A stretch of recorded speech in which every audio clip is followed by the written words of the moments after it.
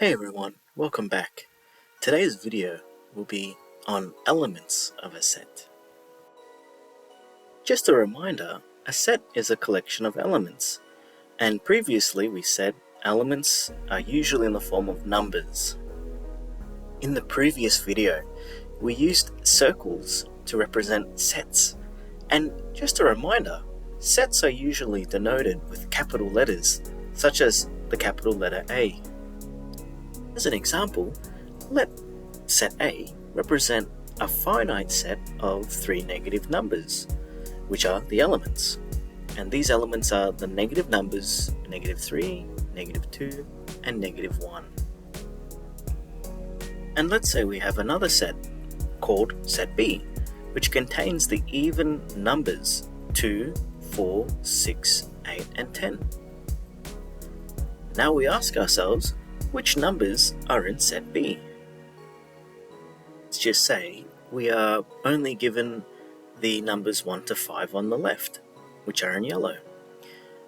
Which numbers on the left, 1 through to 5, can be in set B? Well, we know that the only numbers are 2 and 4. So awesome work if you chose the numbers 2 and 4.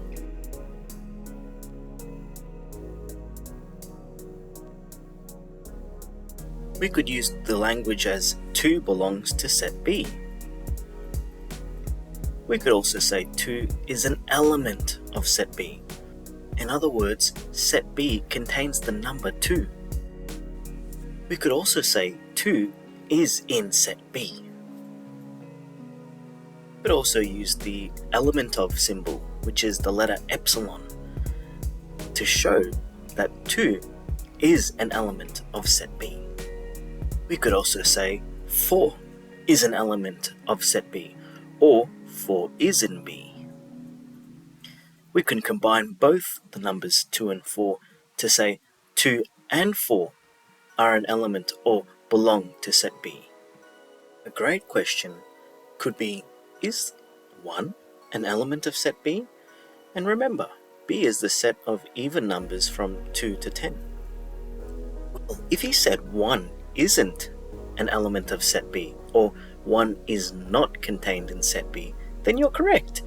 And the way we symbolize that is having that epsilon symbol with a line straight through to show that the element or number 1 does not belong to set B.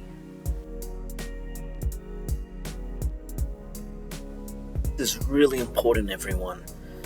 The element of symbol is used to show whether or not elements, and in our case, numbers, belong to certain sets. In our example, the elements were the numbers 2, 4, 6, 8, and 10. So they could be used along with the element of symbol to show that these numbers belong to set B.